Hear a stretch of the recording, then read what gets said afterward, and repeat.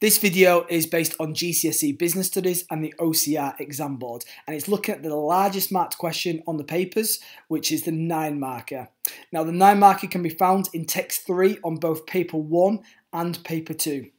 So to begin with, let's have a look at the assessment objectives. It's broken down into AO1, AO2 and AO3. AO1 is AO1A, which is knowledge, which is worth 1 mark, and AO1B, which shows understanding, which is also 1 mark.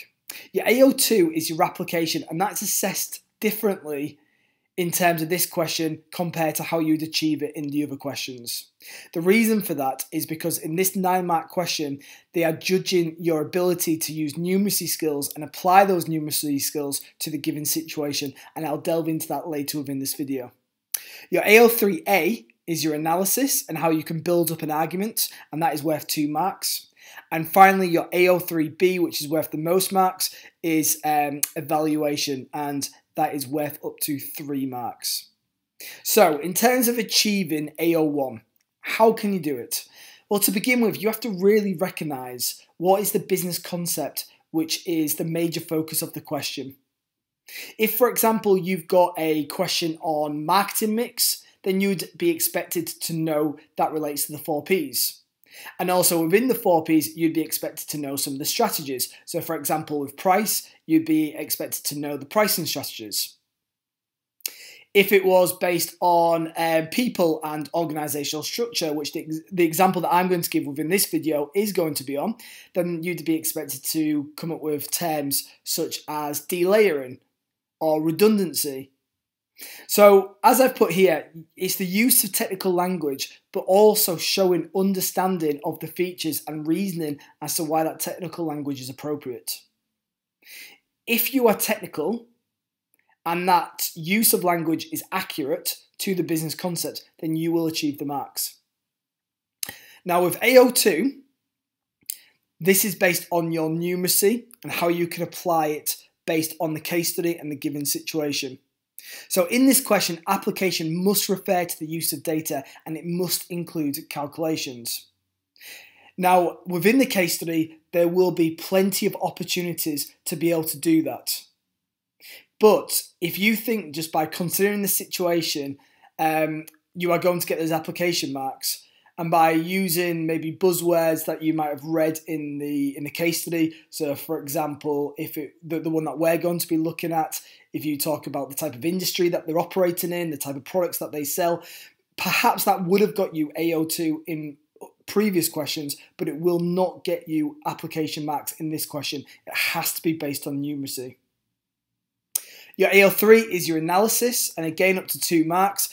And to achieve those 2 marks, it has to be consistent throughout the whole answer.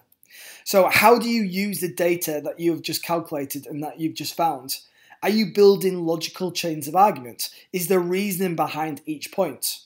If the examiner can be asking questions such as why, then that might suggest that there's an incomplete chain of analysis, and you need to almost assume that the examiner knows nothing and you are filling in the blanks and you're providing full clarity and understanding behind why you've created and formed that argument.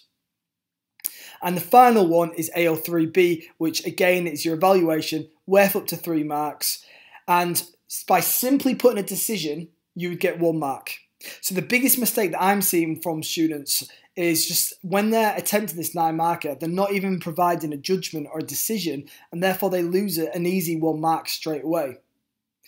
However, to maximise those marks and try to get those 3 marks that are available, you have to make sure that your justification is contextual.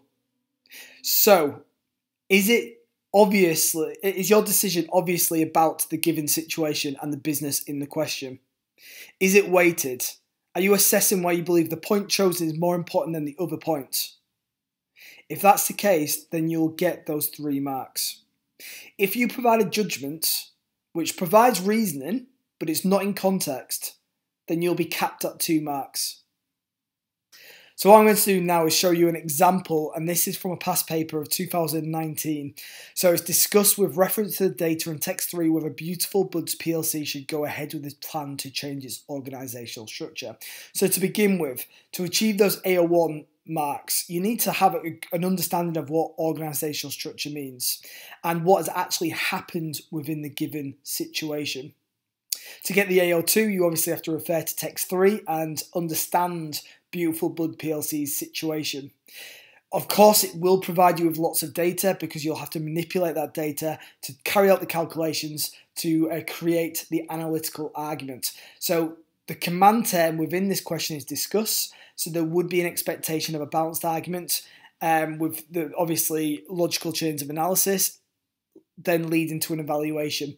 Now, I would not do your evaluation at the beginning of your answer because sometimes that can cause, it can make it a little bit confusing as to where your evaluation ends and your analysis begins. So what I would do is I'll try to structure it so they are completely separated. So the examiner knows exactly what the analysis is and then know exactly what the evaluation is as well. And I'll give you an example of that later in this video. So to begin with, Beautiful Buds PLC. You can pause the video.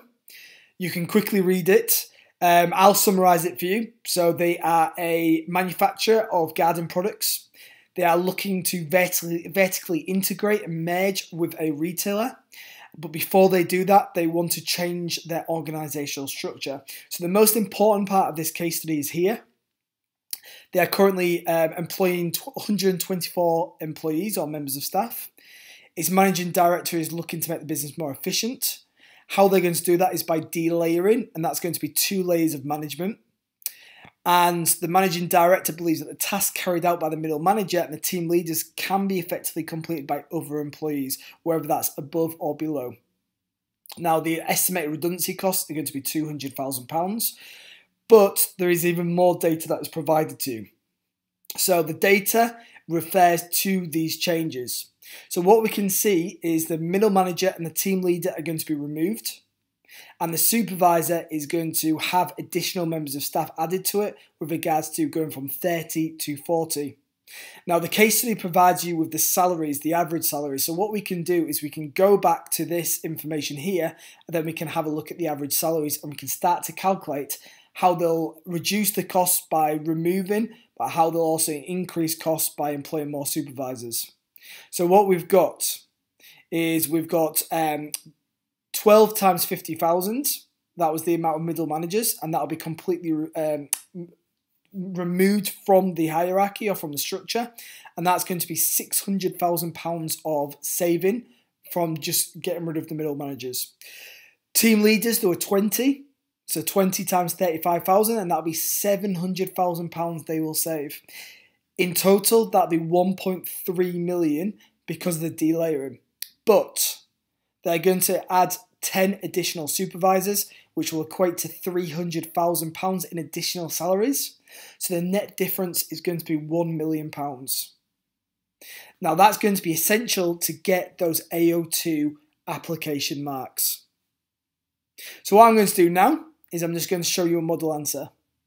So, moving from a tall to a flat organisational structure involves delayering. So straight away, by using the technical term of delayering accurately, you'll get AO1A.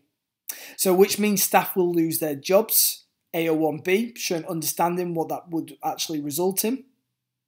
This will enable the business to reduce their labour costs by £600,000 on middle management salaries and £700,000 on team leader salaries, resulting in a total of 1.3 million in cost saving. So that gets me my AO2 because I've carried out some calculation. The business is able to then use this money to improve the business with achieving their objective of growth. For example, on developing new garden products to help their competitiveness. So that will get you AO3A for analysis. But I do want a balanced argument. So, however, this might demotivate workers due to a lack of job security. So I'm starting to build up my next analytical argument.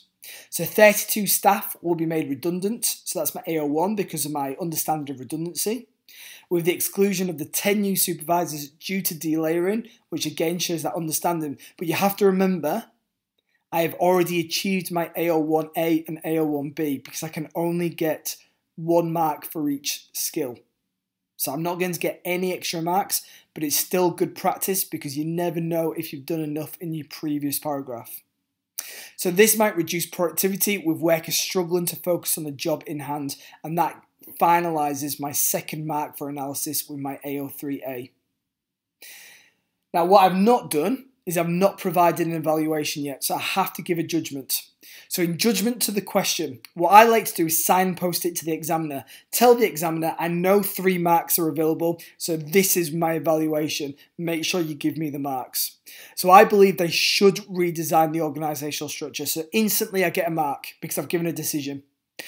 This is because of the net reduction in costs of 1 million. So that is an application. So it gets me my application marks, but it also makes sure that my judgment is in application as well, or is in context, sorry. So this will help the business to further grow, and because of this, it should ease the fears of job insecurity from the remaining workers. So I've linked both points together, but I've placed weight on my first point. So I've said, actually, why would staff be worried once the organisational design has taken place if they're saving £1 million, which will help their growth? If they grow in the future, it will create employment opportunities rather than redundancy. And that's where I've placed the weight, and that would get me my 3 marks.